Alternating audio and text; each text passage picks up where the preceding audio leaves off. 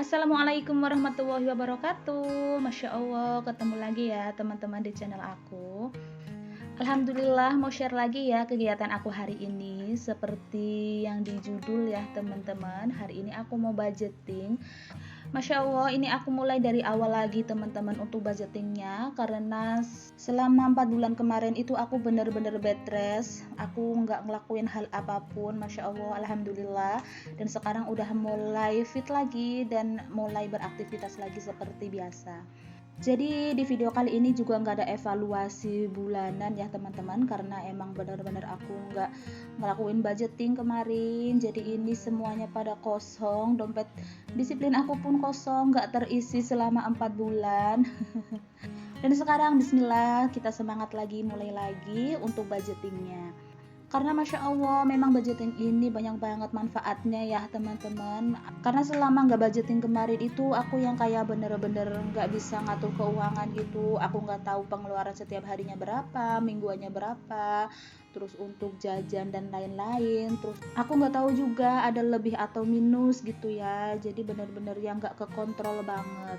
Dan untuk binder sinking funds aku juga ini kosong teman-teman. Jadi aku mau sedikit cerita. Kemarin ini sebenarnya udah terisi full ya untuk yang 20 ribuan, yang 10 ribuannya udah lumayan. Terus untuk uang sisa belanja juga kemarin udah lumayan, ada dapat 1 jutaan, tapi ini semuanya aku ambil. Di sini aku mau cerita sedikit pengalaman aku tentang riba. Kalau teman-teman di sini ada yang udah pernah lihat budgeting aku di bulan-bulan yang lalu itu, di setiap budgeting aku itu pasti ada untuk cicilan mobil ya teman-teman. Jadi di tahun 2021 itu aku ngambil 1 unit mobil dan dicicil selama 5 tahun. Memang awalnya aku dan suami itu tidak berpikir panjang ya untuk kedepannya seperti apa, karena memang pada saat itu keadaan ekonomi kami itu lagi sedang lumayan-lumayannya gitulah ya, lebih dari kata cukup gitu, alhamdulillah. Lemburan suami lagi banyak, terus usaha aku lagi maju-majunya pada saat itu, dan akhirnya terjadilah akad kredit 1 unit mobil tersebut dengan waktu yang sangat cepat. Enggak ada 1 bulan data kami itu langsung di ACC gitu ya sama pihak leasingnya. Tapi setelah berjalannya waktu, mungkin Allah enggak ridho juga ya, karena memang aku sebelumnya enggak pernah yang namanya mencicil barang atau apalagi yang berurusan dengan bank gitu ya teman-teman. Dan akhirnya pada suatu waktu suami yang benar-benar enggak ada lemburan, jualan aku juga yang lagi kayak mulai sepi kayak gitu teman-teman. Dan itu nggak terjadi selama 1-2 bulan, itu tuh terjadi selama beberapa bulan dan itu berturut-turut. Ternyata memang benar, riba itu bukan hanya bunganya aja yang besar, tapi riba itu juga bisa mempersempit rezeki. Dan untungnya Masya Allah aku mulai tersadar, sepertinya aku memang memulai dengan jalan yang salah gitu ya teman-teman. Akhirnya lambat hari aku mulai bujuk suami bagaimana kalau kita jual aja mobil ini, dan untuk hasil uangnya itu nanti kita tabung, dan mudah-mudahan nanti bisa kebeli cash gitu ya. Dan itu tuh berlangsung sangat lama, bulan demi bulan suami itu enggak ACC teman-teman. Jadi awalnya aku juga nyerah gitu ya ngebujuk suami. Dan akhirnya puncaknya setelah aku hamil di anak yang kedua ini, Allah bukakan pintu hati Pak suami. Akhirnya Pak suami itu mikir gitu mungkin ya teman-teman, mau punya anak, terus dengan keadaan ekonomi kita yang sekarang lagi nggak stabil begitu kan. Akhirnya terjuallah mobil itu dengan proses yang lumayan ribet juga, karena kita take over dengan resmi ya, jadi kita nggak mau ada masalah di kemudian harinya. Tapi Masya Allah selang sebulan mobil itu terjual, Allah ganti dengan mobil yang lain. Walaupun mobil itu second, tapi setidaknya aku nggak punya cicilan, dan walaupun aku juga harus menghabiskan seluruh tabungan yang ada di ATM aku. Jadi buat teman-teman yang ada niatan buat nyicil barang atau sesuatu gitu, lebih baik dipikirin dulu secara mateng-mateng. Jangan mikirin untuk keadaan sekarang, tapi kita juga harus mikir untuk keadaan kedepannya gitu ya. Karena rezeki itu nggak ada yang tahu teman-teman. Ternyata memang bener loh, kita lebih baik menabung sedikit demi sedikit ya, daripada kita berurusan dengan riba. Dan ini tuh kayak jadi semacam trauma tersendiri gitu ya buat aku. Dan bismillah, di budgeting bulan September ini juga menjadi awal baru lagi buat aku untuk mulai menabung lagi setelah kemarin terkuras habis. Semangat untuk berhemat dan menabung.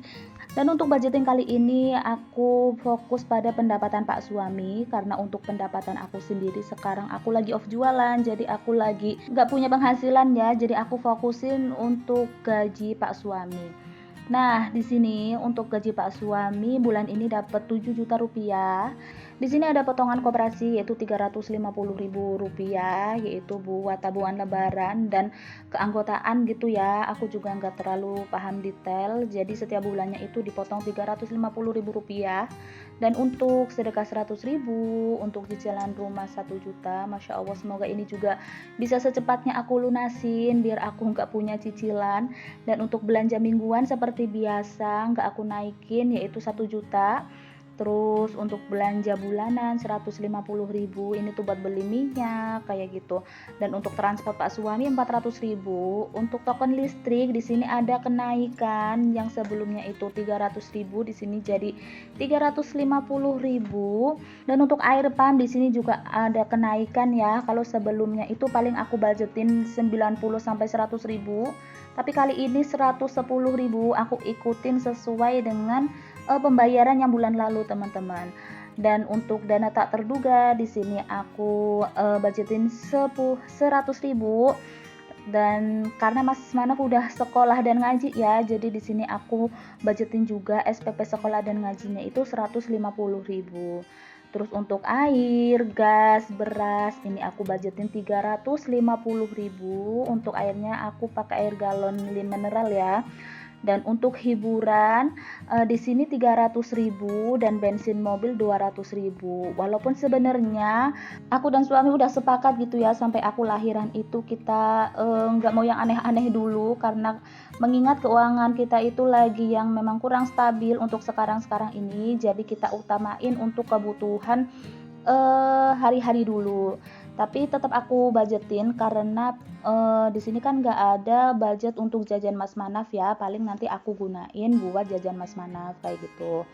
Dan di sini juga ada poin dana tidak tetap, karena untuk sekarang ini aku setiap bulan harus kontrol bulanan untuk kehamilan. Di sini aku budgetin ya itu 200 ribu udah plus vitamin. Jadi karena bulan ini aku nggak ada jadwal USG, paling nanti aku kontrol ke bidan terdekat aja. Terus bulan ini tuh ada pembayaran untuk manasik haji di sekolahannya Mas Manaf itu 500 ribu. Di sini aku anggarin juga. Jadi ini kemarin Pak suami juga minta dianggarin buat ganti ban mobil, karena kemarin ban mobilnya itu yang bagian belakang udah mulai pecah-pecah gitu. Khawatirnya kalau dipakai itu takut kenapa-napa di jalan gitu ya. Dan ini aku anggarin, kemarin udah cek juga, itu budgetnya sekitar 1.700.000-an.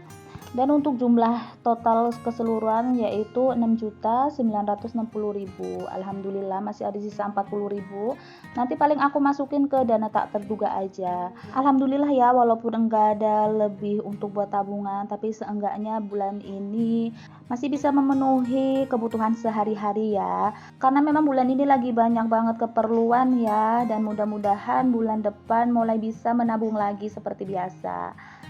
Semangat ya buat teman-teman pejuang budgeting seperti aku. Kalau bukan dari diri kita dahulu yang mulai, siapa lagi gitu ya. Kalau bukan kita yang memperbaiki keuangan sendiri, siapa lagi gitu ya. Terima kasih udah nonton video aku sampai akhir. Mohon maaf jika ada salah kata di video ini. See you next video. Wassalamualaikum warahmatullahi wabarakatuh.